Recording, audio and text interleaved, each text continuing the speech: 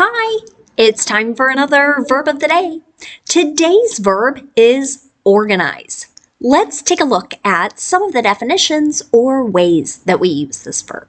The first way you might hear organized used is to mean to arrange in a structured way or to put something or some things in a particular order.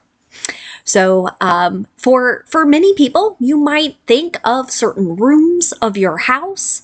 Perhaps it's your bedroom, and there are articles of clothing you try and arrange in a certain way. You try and put all of your socks in a particular drawer or a particular spot. That would be an example of this particular verb. A second way you might hear organized used is to mean to arrange the activities for a person or perhaps for a group. As an example of this, I'm thinking about a meeting that I'm attending in the very near future. And there's a group of people going to this meeting, and one of the attendees has organized a tour of another facility. Right? So they have arranged this particular activity. A third way you hear the verb organize used is to mean to form or to create a labor union, a political group, or some other kind of similar type of entity. A fourth way we hear the verb organize used is to mean to make arrangements for a particular event or a particular activity. So with this definition, I think about how I prepare for my classes. I organize activities. I think about kind of our structure and how things will proceed during a class. You should know that the verb organize is a regular verb. To make the progressive form of this verb, you need to drop the E before you add ing to form organizing. The past tense and participle forms of this verb can be made by just adding the letter D, since this verb already ends in an E. Our base verb, organize, ends in a voice sound. It's a Z sound. And so our past tense ending is just going to make a D sound. And we're not adding an extra syllable as we say it. It should sound like this: organized. Organized. Okay. Now, you'll be happy to know there are no additional phrasal verbs that we need to study today. So instead, we can focus on practicing our verb of the day in a couple different verb tenses. Today, we'll practice the simple present and the present perfect progressive. Let's start with the simple present. We use this verb tense to talk about our habits and our routines. We also use it to discuss a fact. The thing about the simple present is that we really need to pay attention to our subject. Okay? So in the affirmative, if our subject is I, you, we, or they, then we just use the base verb next. Okay? But if my subject is he, she, or it, I'm going to add an S to the end of this particular verb. So I'll use organizes when I have a third person singular subject. An example of an affirmative sentence in the simple present might be, I organize my winter clothes every October. Okay. It's getting a little bit colder where I live, and many times I store my heavy sweaters and other warm clothing in a different part of the house, and so I look at kind of rearranging things in my closet and my dresser, and I make a plan where I'm going to put things in a certain structured way to prepare for winter dressing. If I want to make a negative simple present sentence, again, I need to pay attention to my subject. If my subject is I, you, we, or they, I'm going to use do not and then the base verb. But if the subject is he, she, or it, I'll use does not and then the base verb. So notice, I'm not adding an S to the end of the verb here in the negative. Here's another example. Students don't organize their files anymore. I heard a teacher say something about this kind of in a similar way.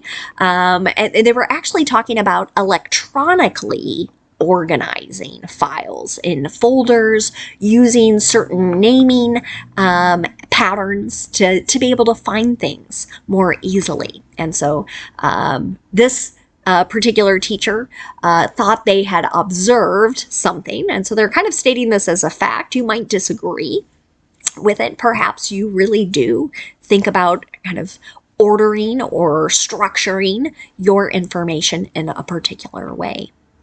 Now, if I want to ask a yes or no question in the simple present, my structure is to start with do or does, whichever form matches my subject, and that subject comes next.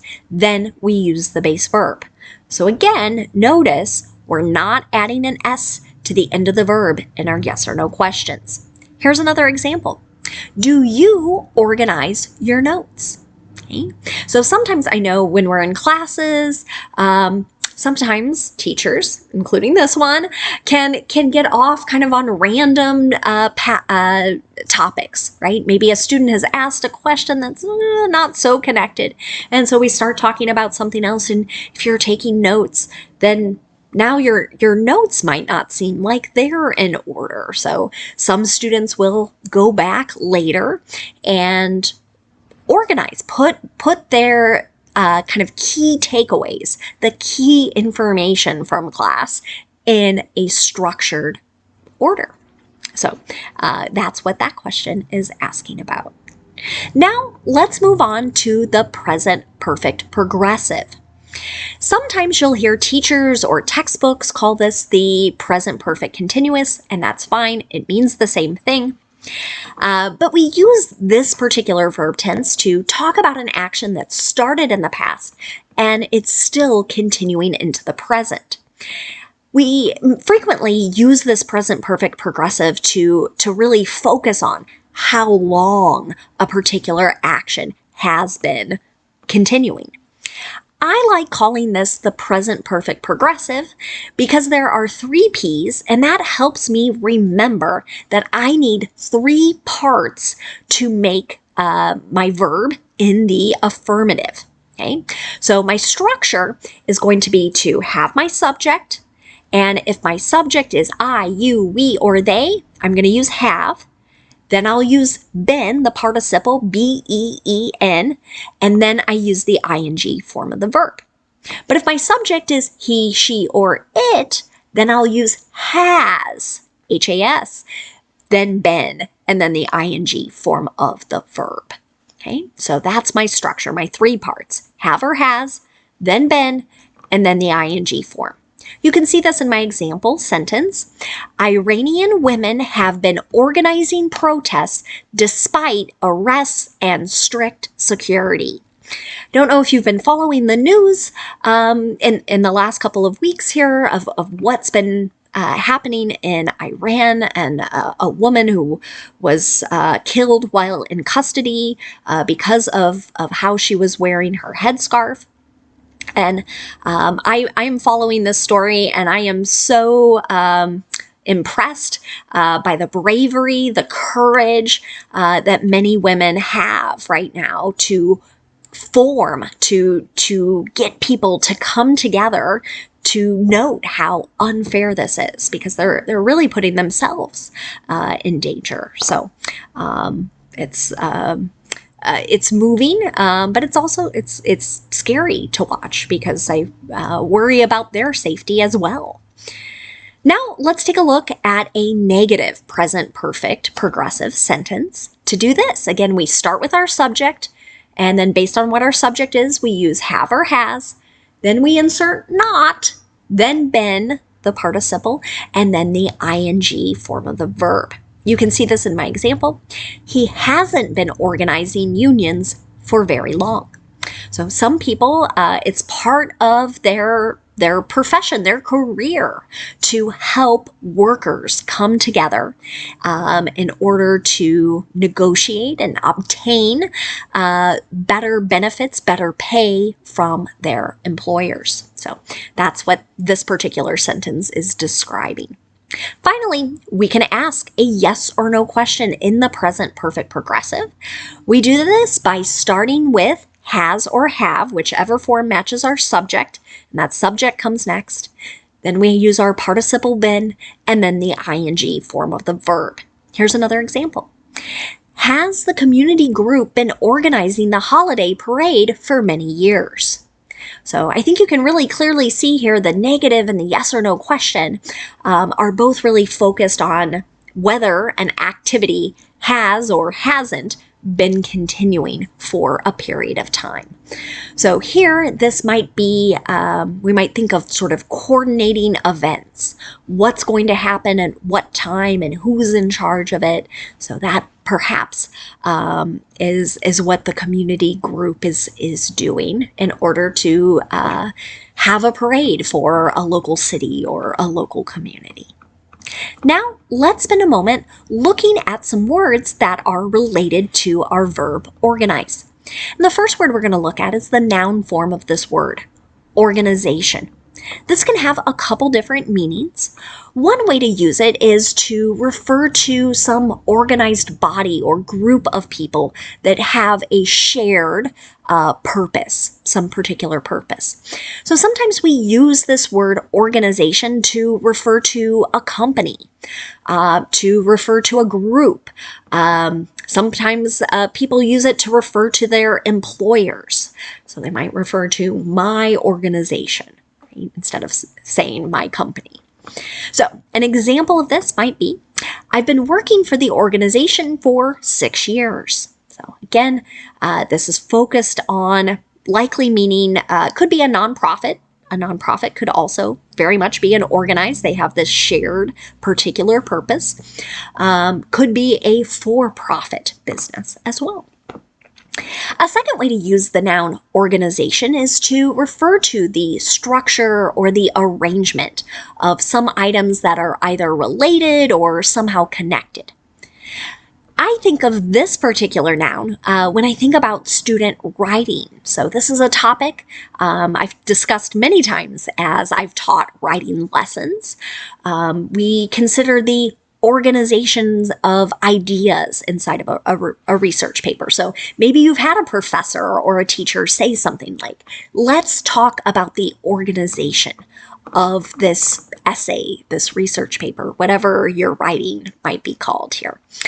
So what this might mean is perhaps you have too many ideas happening in one paragraph, or there's not much of a connection from one to the next paragraph. So those can be issues. And so we might talk to students about sort of the structure. What's happening in the first paragraph, then look, maybe we need an extra sentence in the second paragraph, or maybe we need to take the second paragraph and move it to later on in the paper. Who knows? It just kind of depends, but that's very much focused on the structure of ideas. A third way you hear organization used is to refer to an efficient and orderly approach to some tasks or perhaps some activities. So we might look at a particular event and go, wow, there is a real lack of organization. So maybe we don't know who's in charge. Maybe we don't understand what the order is. Maybe something is extremely inefficient. Too many people are doing the same thing. So you might hear that used as a form of criticism. A lack of organization is generally not thought to be a good thing. Another related word you might hear is the noun organizer. And I've trained many of my students to look at that suffix, that ER, and think, this is going to be a person who, and then we can look back to our root word. So this could be a person who organizes. So an example of this in a sentence might be to describe a person as she's a labor organizer. So this would be someone who works with labor unions. But organizer can also be a thing, an object. So something you use in order to put things in a structured or orderly way. So sometimes people might say something like, I bought a new desk organizer. So this might look like a tray that has other little compartments, places where you could put pens or pencils, erasers, maybe little post-it notes, and it keeps everything in a particular spot. Another related word we're going to talk about is organized. Now, earlier I told you that this is the simple past tense form of the verb. It's also an adjective.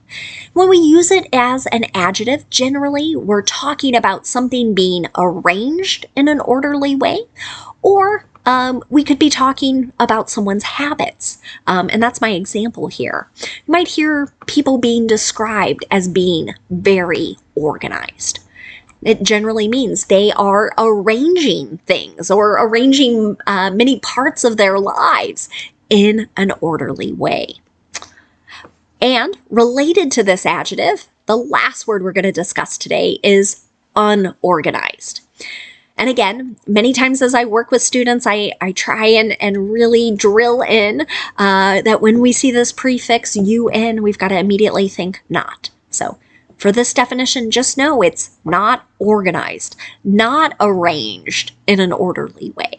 So again, you might hear some people described as this way. So maybe a particular boss, a manager, supervisor. We might say, oh, that person is so unorganized. Thanks so much for watching today's video. I hope you have a great day.